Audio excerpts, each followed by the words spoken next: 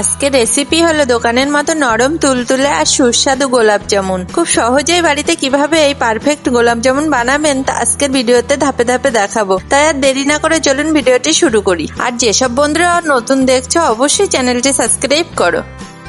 মিষ্টিটা বানানোর জন্য প্রথমে আমি শিরাটা বানিয়ে নেব। শিরাটা বানানোর জন্য আমি প্রথমে 4 কাপ চিনি নিলাম এবং সেই কাপে 4 কাপ পানি নিলাম আর 5টা গোটা এলাচ নিলাম। নিয়ে শিরাটা আমি ফুটিয়ে নেব। বেশিক্ষণ ফোটাবো না, অল্প করে ফুটে উঠলেই নামিয়ে নেব।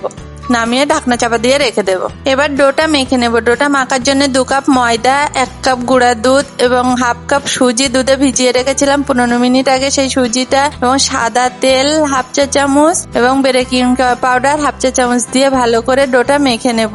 দুধ দিয়ে, লিকুইড দুধ দিয়ে মাখতে হবে। মেখে 15 মিনিট ঢাকনা চাপা দিয়ে রেখে দেব।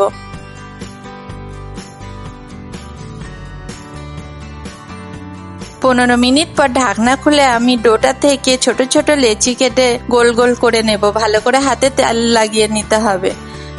নিয়ে ভালো করে গোল করতে হবে যেন কোথাও ছিদ্র না থাকে। ছিদ্র থাকলে ভাজার সময় ফেটে যাবে। একটা একটা করে আমি এইভাবে সবকটা গোল গোল করে নেব। সবকটা গোল করা হয়ে গিয়েছে। এবার আমি ভাজা করে নেব। ভাজা করার জন্য কড়াইতে তেল দিয়ে দেব। তেলটা হাতে সহ গরম হলে আমি মিষ্টিগুলো একে একে দিয়ে দেব। মিষ্টিগুলো দেওয়ার পরে আমি ভালো করে নাড়াচাড়া করে ভাজা করে নেব। অনবরত নাড়তে হবে, নইলে সব দিকের কালার একই রকম আসবে না। সবসময় নাড়াচাড়া করলে সব দিকের কালারটা একই রকম আসবে। এরকম নাড়াচাড়া করে লাল লাল করে ভাজা করে নেব। আমার ভাজা করা হয়ে গিয়েছে। এবার আমি নামিয়ে নেব। নামানো হয়ে গিয়েছে। এবার আমি যে শিরাটা করে রেখেছিলাম মিষ্টির জন্য সেই শিরাতে এবার 15 মিনিট রেস্টে রেখে দিয়ে দেব। দেওয়া হয়ে গিয়েছে। এবার 2 ঘন্টা আমি ঢাকনা চাপা দিয়ে রেখে দেব।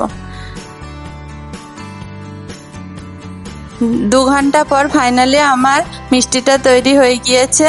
ফাইনালি আমার মিষ্টি বানানো হয়ে গিয়েছে। মিষ্টিটা কেমন হয়েছে অবশ্যই কমেন্টে জানাবেন। ভালো লাগলে একটা লাইক করবেন এবং চ্যানেলটি সাবস্ক্রাইব করে আমাদের পাশে থাকবেন।